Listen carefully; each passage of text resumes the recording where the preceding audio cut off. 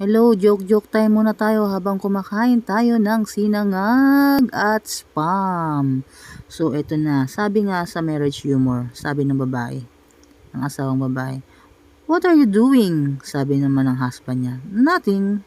Sabi ng babae, "Nothing? You have been reading our marriage certificate for over an hour."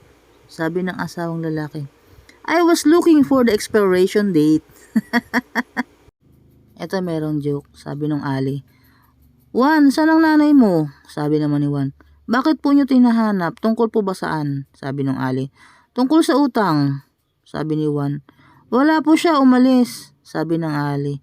"Nababayaran ko." Sabi naman ulit ni Juan. "Pero bumalik na kanina." Nagtatago rin pala. Dagdagan pa natin ng joke. Sabi ng boy, "Balita ko na ano na daw yung boyfriend mo ah. Pwede bang pumalis sa pwesto niya?" Sabi naman ng girl, ewan ko lang kung papayag yung punerarya." Papalitan mo sa pwesto yung nandun sa punerarya. Pasaway ito ah.